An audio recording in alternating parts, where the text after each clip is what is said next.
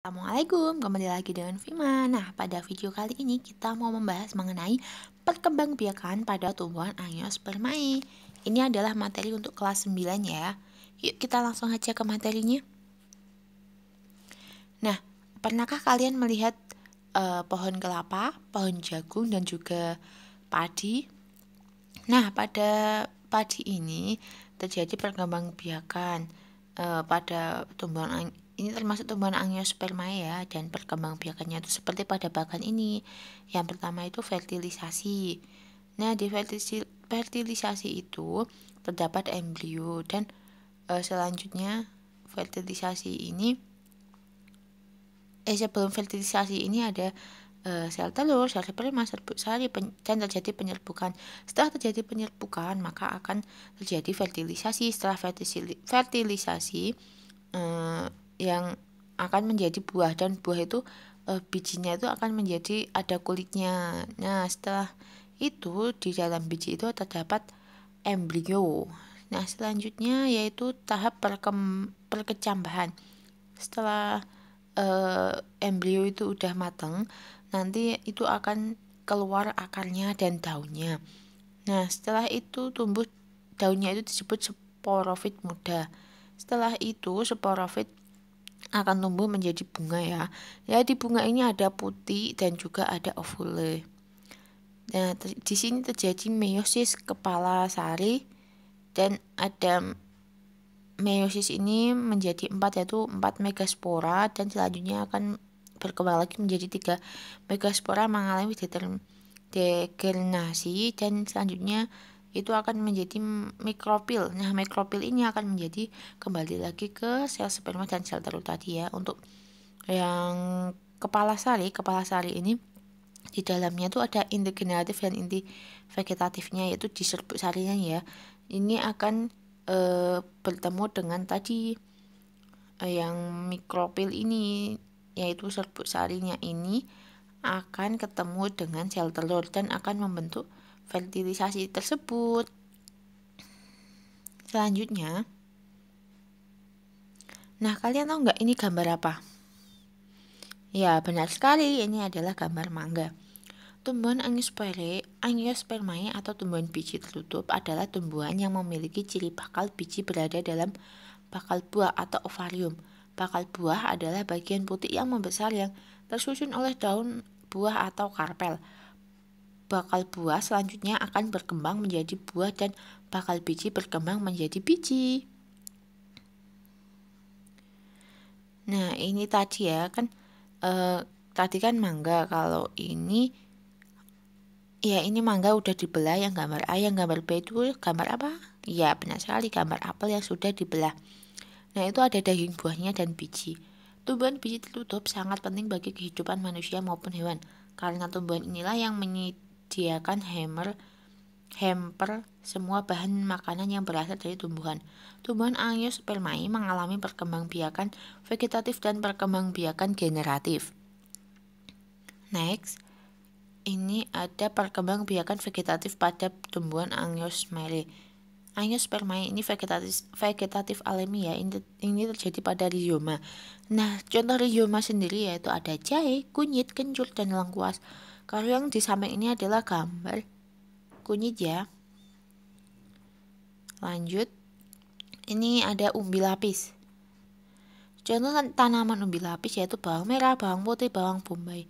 Di dalam lapisan umbi lapis ini ada sisi-sisi, terus ada kuncup, terus ada subang atau cakram, terus ada akar serabut. Ini coba di rumah kalian iris bawang merah ya, pasti hasilnya akan seperti ini gambarnya. Next, ini ada stolon atau gerage. Contohnya itu ada stroberi, pegangan, dan rumput teki. Selanjutnya ini ada umbi batang.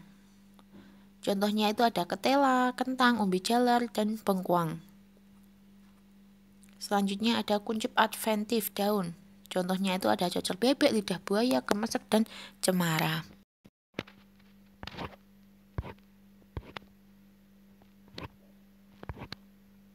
Nah, untuk vegetatif buatan sendiri di sini ada cangkok dan stek. Nah, ini adalah gambar tahapan mencangkok dan menstek ya. Ini ada merunduk juga. Selanjutnya perkembangbiakan generatif pada tumbuhan Angiospermae, yaitu penyerbukan atau polinisasi.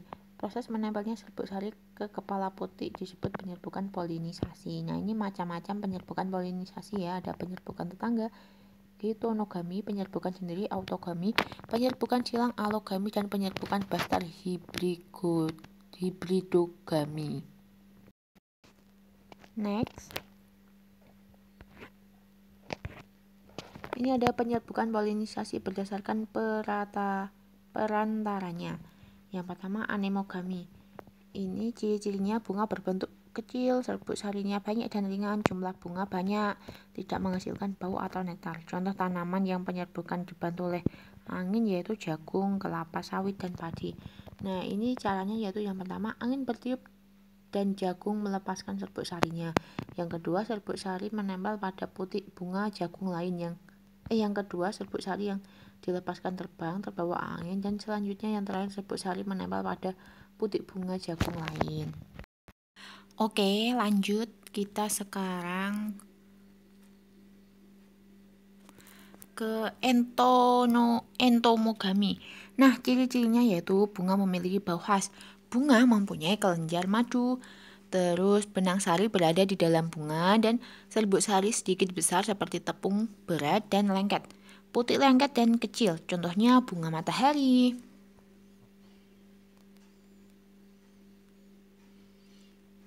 Selanjutnya yaitu ornitogami.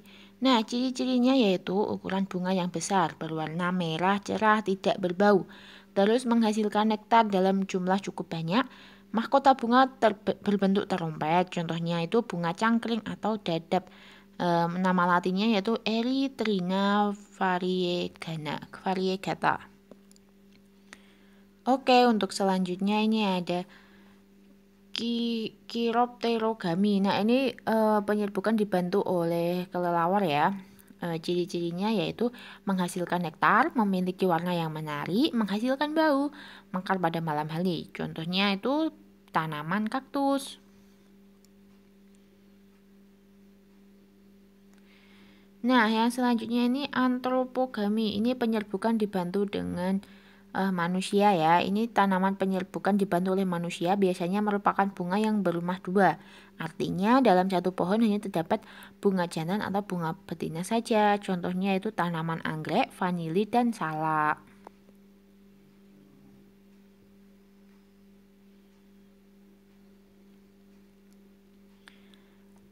Lanjut kita mau membahas tentang pembuahan atau fertilisasi.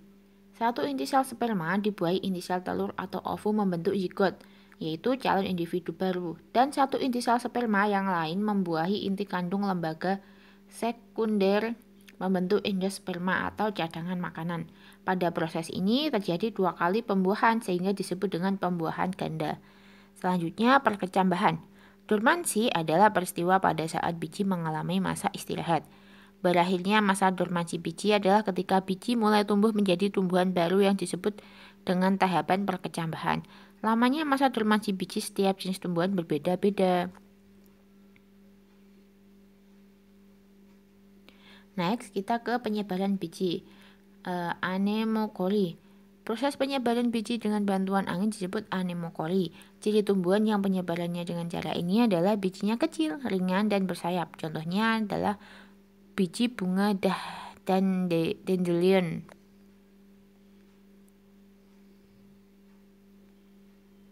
Selanjutnya itu hidrokori. Proses penyebaran biji dengan bantuan air disebut hidrokori. Ciri tumbuhan yang penyebarannya dengan cara ini hidupnya di dekat daerah perairan, misalnya di pantai ataupun tumbuhan yang hidup di air. Contohnya adalah pohon kelapa dan pohon bakau.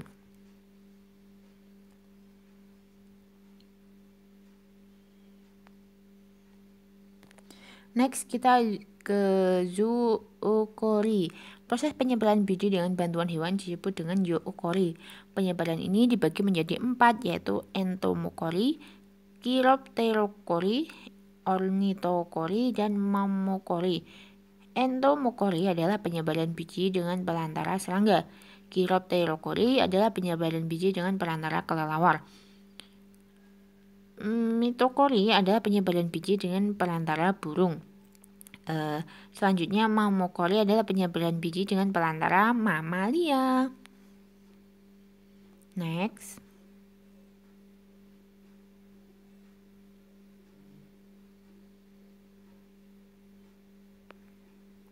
Ini ada antropokori. Penyebaran biji dengan bantuan manusia disebut antropokori. Proses penyebaran dengan cara ini dapat terjadi secara sengaja maupun tidak sengaja. Nah, ini adalah gambarnya ya, penyebaran bijinya, biji rumput menempel pada pakaian. Next. Perkembangan hidup tumbuhan angiospermae. Ini tadi ya yang di depan tadi ya udah saya jelaskan. Nah, sekian video ini, semoga bermanfaat. Tetap semangat belajar ya. Jangan lupa like, subscribe, dan tekan tombol loncengnya teman. Sampai jumpa di video selanjutnya. Terima kasih.